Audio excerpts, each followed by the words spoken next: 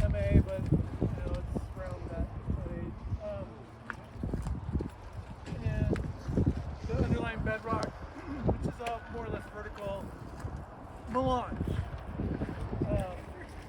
As you go back, if you can see like little windows into the bedrock, you'll see it varies a lot.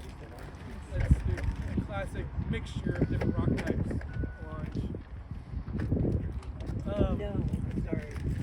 Alright, so this is another metavolcanic rock that we're standing on here. It has a kind of unique, or it has a different outcrop characteristic. It makes these really rocky outcrops. If you look south, you see these rock outcrops going that way. Typical of Logtown Ridge. Logtown Ridge is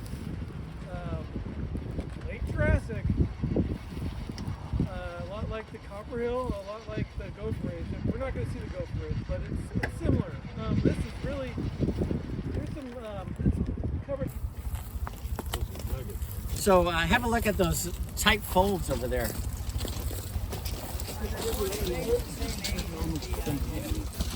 Oh, yeah, beautiful. Beautiful generation. I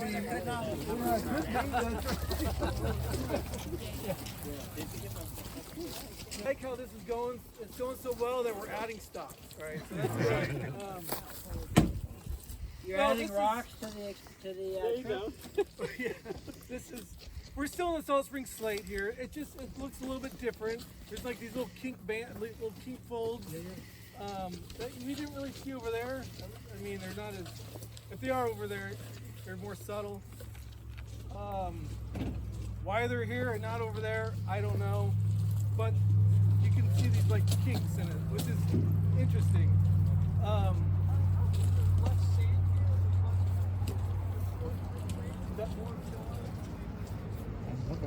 Yeah, I like the way you're thinking. Yeah, that's a good. Excuse me.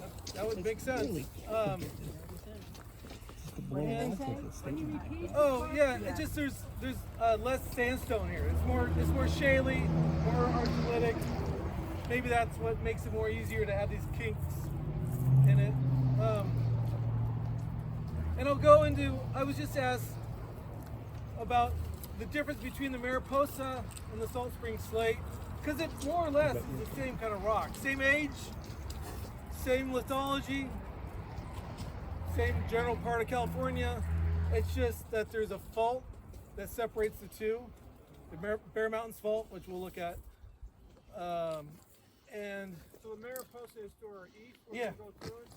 And so is it higher grade or lower grade, or the same? It's kind of the same, but it's variable. It's variable along strike. So we're going to cross this bridge here in a second. And then as we make our way around the curve, we're going to come through a cut of this rock. So you can see it on both sides. Pay attention, especially when we get out to the other side of the cut. On the left side, you see a lot more of these quartz veins. Notice that, so this vein quartz is kind of massive. You don't see any crystallinity, at least in hand sample. I've never seen any crystals in it. Have you seen any crystals, Pete? In this stuff? Yeah, there's some bugs, crystals in it. Yeah, occasionally. Tiny things. But it's this. This is also called bull quartz by the miners. What's the ball? Bull, B-U-L-L.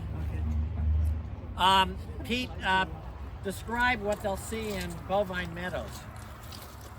Where's Pete? Where'd he go? He's gone.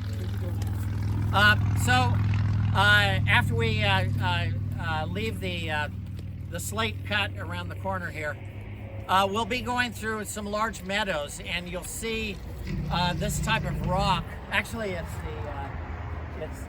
the metamorphosed ash flow tuffs of the Copper Hill, I believe. So Pete described those tombstone rocks.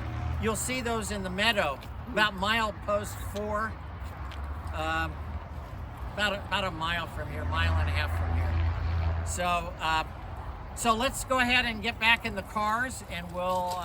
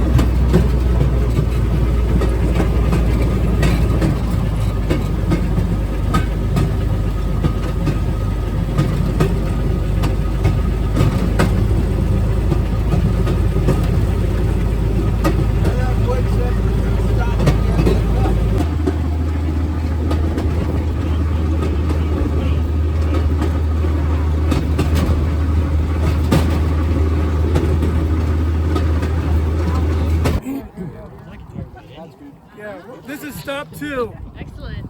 And your name is? Tim's going to talk about the history, and then I'll talk a little bit about the geology after that. So the obvious mine tailings that you're seeing down here was the Newton mine. It was found in 1863. There was a little civil war going on at the time, so the price of copper was high, and for about 4 to 5 years they got a lot of copper out of this area. I think they had 40,000 tons of ore at that time. The mine opened up again in the 1880s and ran until the early 1900s. Then it closed down until the Second World War, and then they pulled another 40 or so thousand tons out at that time.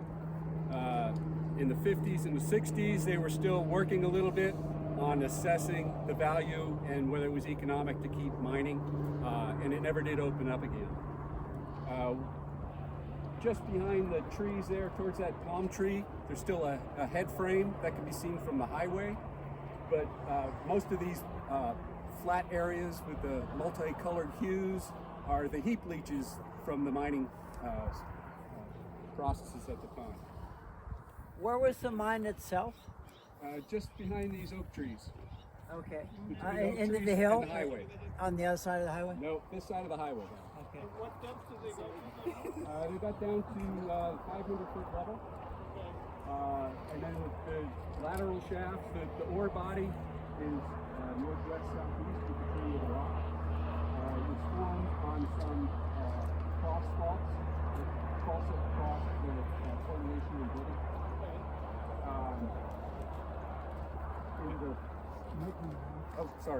In the 19 sorry. I don't want to step back. Yeah. In the 1940s, the USGS put some diamond core holes down a little bit to the east because the ore body is dipping that way.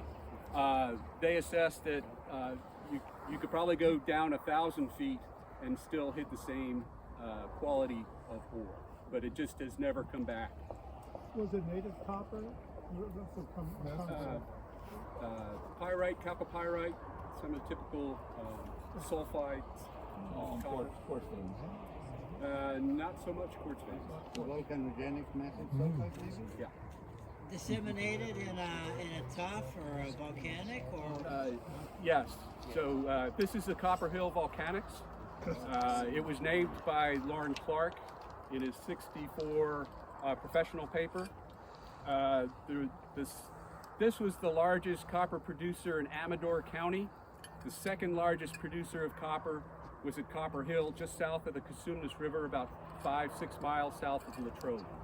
Same deposit type, same setting? Yes, actually. Okay. So he named the Copper Hill Volcanics after the Copper Hill mine. So we're right along strike with that and several other copper ore bodies. There's another small mine over this hill. If you look at the property maps, there was another claim to the south of the Newton mine. They just never had as much ore. So I think the total production was 5 million pounds of copper came out of this over the life of the mine. So.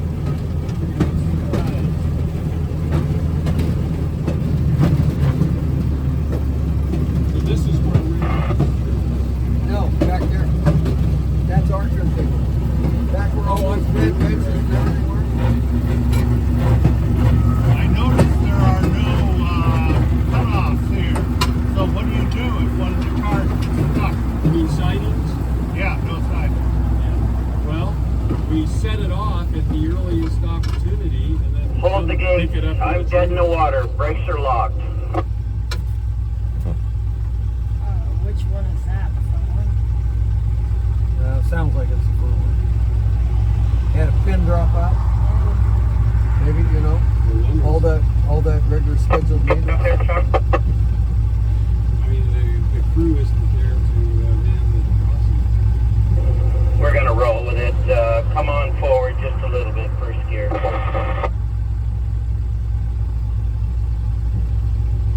Why? With his brakes locked.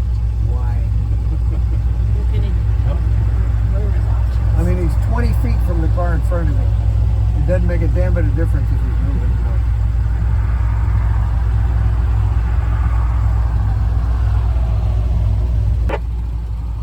Well, Carl was on the board for many years. I'm on the board now. I'm the secretary. And, you know. Anyway, the rail car operators own the railroad. It's not owned by Union Pacific or some big lumber company or something. Oh, I see. Okay. So they have, as such, they have infinite control of what's going on here and infinite lack of control on what's going on here. So, And timing is always down.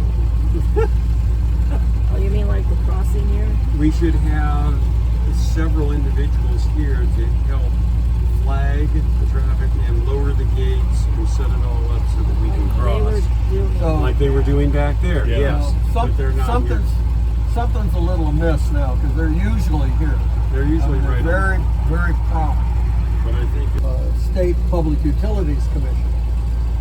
And they have the two federal and state. Carl, it's going. They're waiting for a flagger so we can cross. Yeah, roger that. So how long is this track? 11 miles. 9.5. Up to Martell. See, they've got to unlock the gates before they'll unstable. These are definitely not automatic.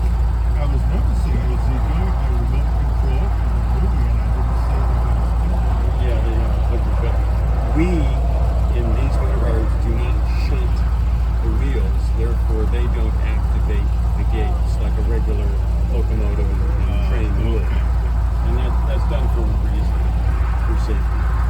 So that's why we utilize individuals at the crossing. They'll flag and they'll lower the gates, and when they give the all clear, then we cross.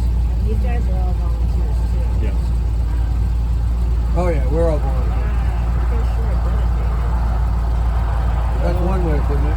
I was gonna say, it's not the word I use, but no, you're right. Yes. Crazy. You go ahead. We're crazily dedicated. Being diplomatic. Now, I wouldn't say by and obsessed. large, you know, I mean, we It's banter a great back and forth, group.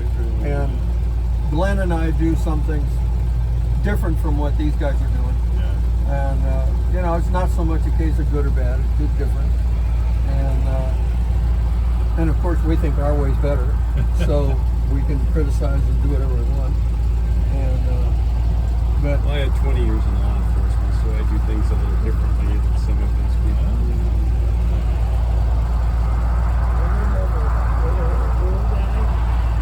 oh yeah, he's dotted By the on, book. cross T's. Okay, Carl. Let's Drive. Here we go. High ball.